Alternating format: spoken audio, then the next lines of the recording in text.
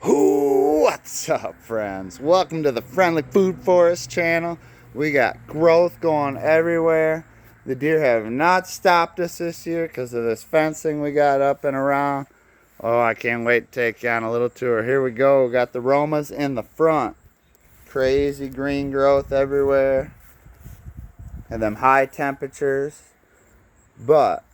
So we got a lot of green yet, but they're starting to cool down, get a little bit of ripening on some of our other varieties. Green peppers hiding in the mix, carrots also. See the carrots? Trying to keep them weeded a bit, help them out. Green peppers, Roma tomatoes thick. Got a little one that fell over right here, got some work to do. I gotta come in and give that some love. So heavy it pulled it right out of the ground with all that weight.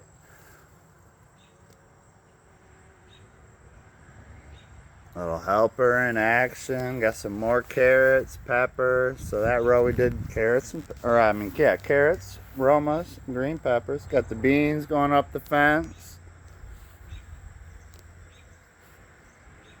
Nice little corn garden over there we can take a peek at in just a minute. The beefsteaks. And the big tomatoes over here. Coming in thick. They need a little bit of shade to help keep the temperatures down, so they did bush out a bit more than we wanted, so they got their shade. Starting to try to train them up. Got these right here, so I need to clip this to here and we'll just keep that working up. We've been doing that with the cucumbers. Didn't plan on using the clips on the cucumbers as much, but it is working. It's probably almost seems more important for the cucumbers, trying to get them to go up with them clips. So they are worth it. They're cheap. They're not super durable, but they don't cost a lot. So happy with them. Just take you around. I'm gonna spray some BT on these tomatoes. Help keep that tomato hornworm down before we gotta deal with it. Anytime we're out checking out the plants, we're looking for little black dots, especially on the lower levels. It could be tomato hornworm damage. I think that might be just a little bit of nutrients that I got on the leaf there. These are the big beefsteaks. They're just thick in here. We're gonna be canning, giving. So many tomatoes. Trying to get them going up. Them are the big ones. And we got a little mess over here because I need to get to these ripe tomatoes. Maybe you can see maybe I can get your help. We'll see if we can do it right now. Because I am a little nervous about that. Need to get in here and harvest the cucumbers. That's a little trick with your cucumbers. Never want to let a fully grown cucumber get on the vine. So we got a pretty big one here. I'm hoping you guys can see with me. There she is. And these are all supposed to be the smaller ones. So that's pretty big. So I'm going to have to come in and make sure they're not going crazy in here. Here's another one right next to it. Oh yeah. Time to get in and do a nice little harvest on these.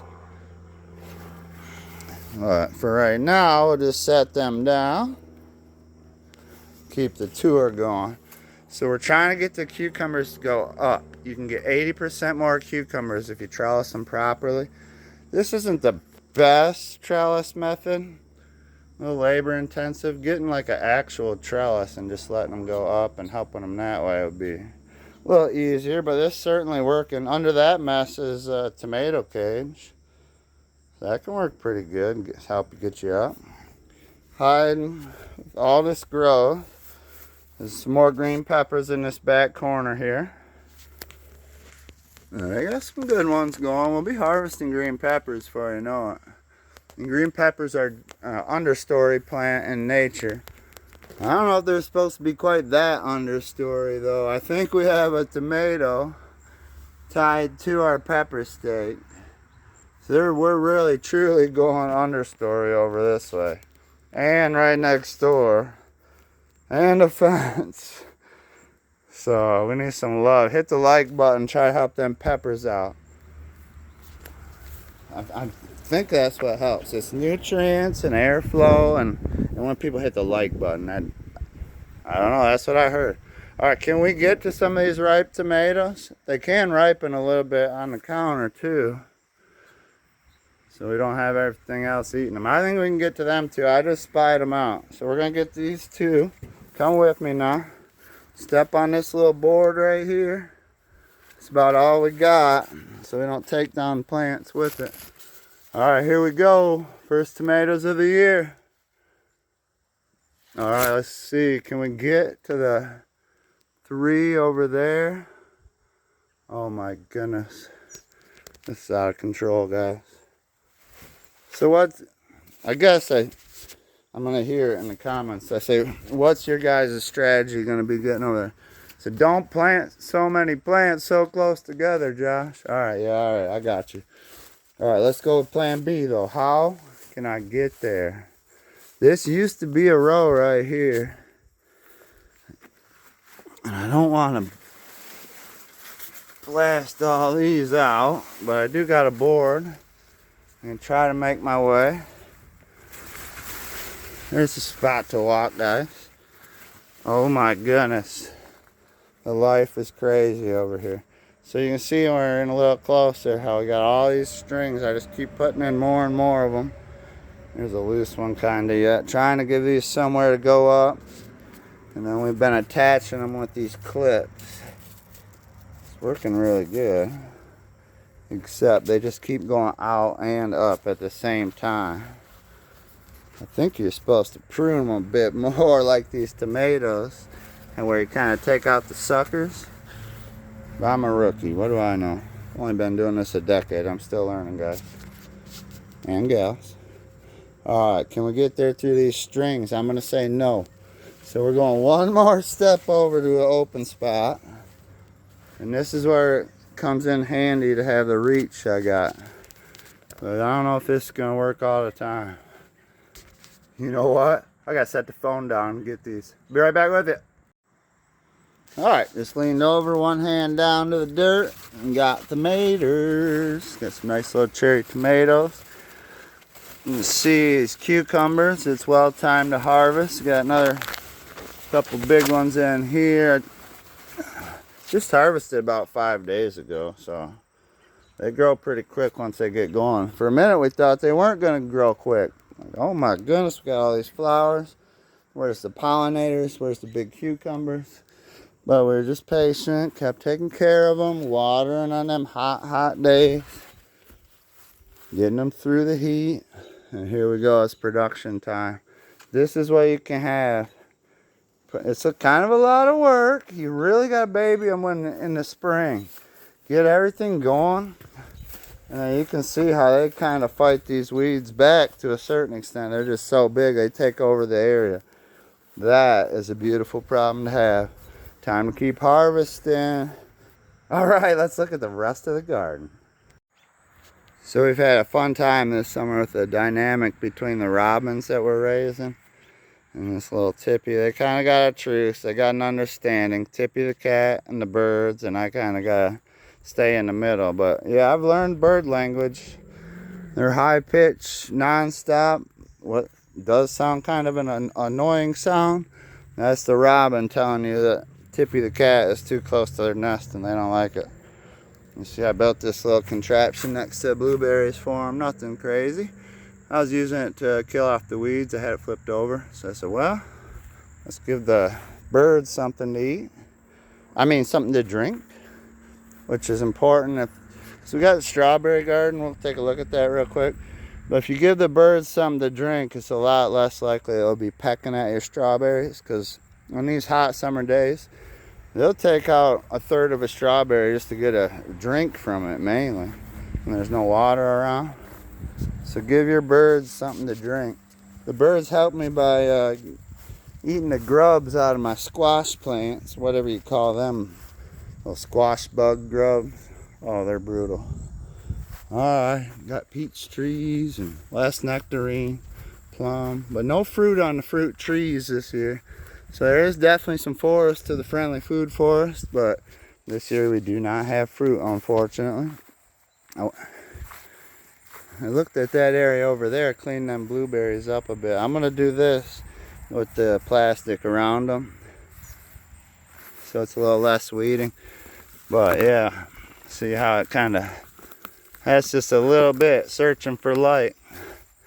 So it's pretty easy. Them are killing off the grass around them, and I can just kind of water them so the dirt's a little loose, and then just come in and pull out the little bits that are left.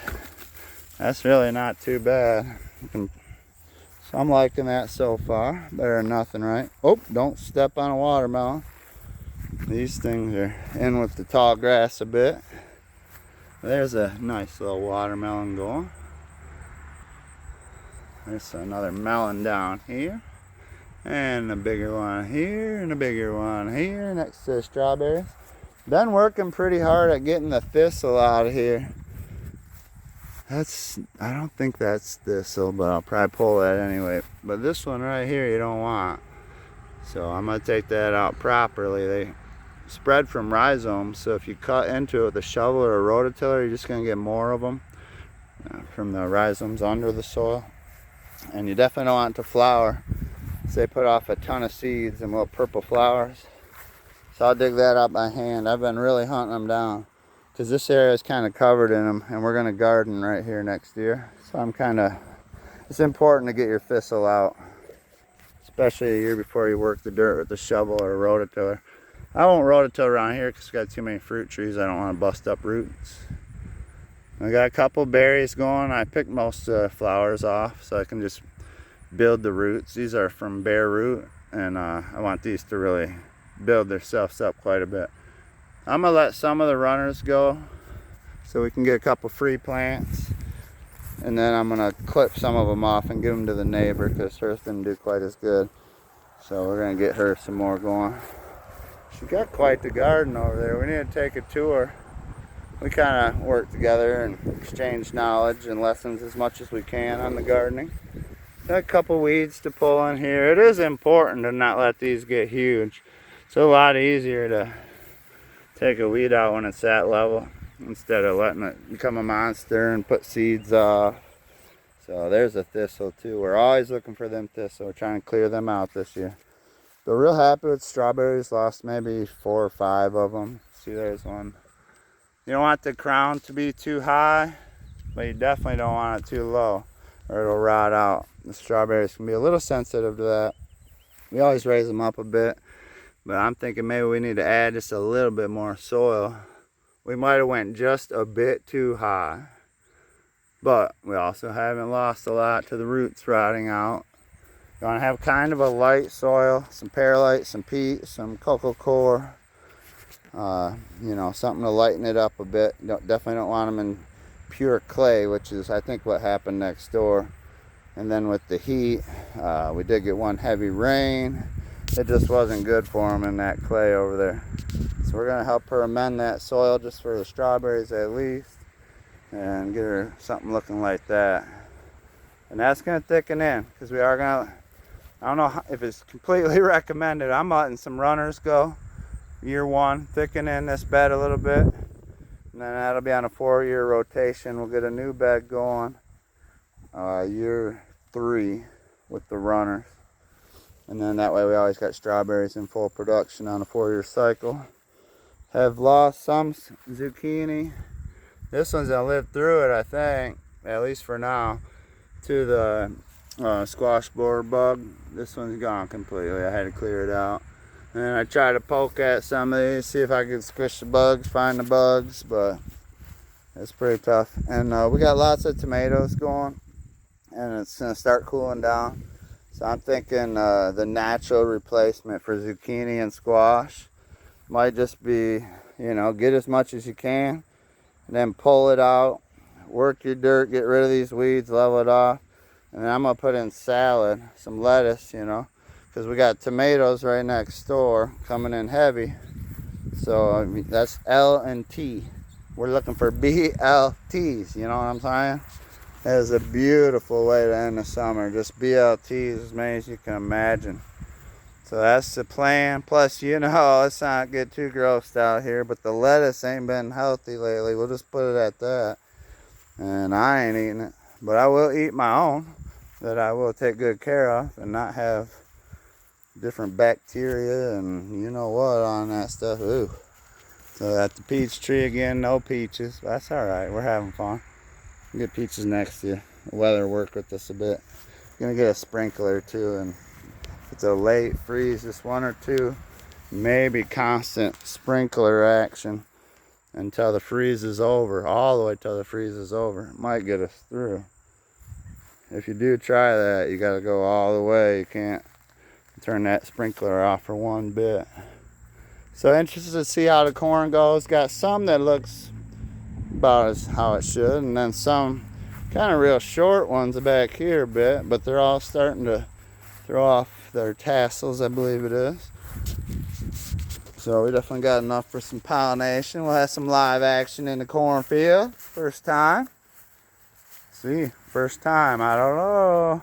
I'm excited and nervous all at the same time for that. So yeah, we talked blueberries, we talked strawberries, zucchini, squash, which we have been harvesting like crazy. Oh, I got a good one for you. If you shred summer squash and throw it with some jalapenos and cornbread, oh my goodness. It makes your cornbread not as dry because of the squash. Ooh, I'm starting to salivate. And jalapeno gives it just a bit of sweetness. So does the squash. And just a touch of temperature and flavor. It is ridiculous. And then obviously the secret that nobody hardly ever talks about. Everybody talks about zucchini bread. But what about zucchini chocolate chip cookies? Thank you, Grandma Jen. Them are a game changer, you guys. So if you got lots of zucchini like most people do that are growing it, check that out. Zucchini chocolate chip cookies. Soft. They are just something else. All right, well, I think I yapped about all the yapping I can do in this garden. Couple secret ingredient recipes right at the end for you. You know, we got the info, we got the tours, we got the beautiful weather. I hope y'all are growing and growing strong. Subscribe, like, all that good stuff. Cheers.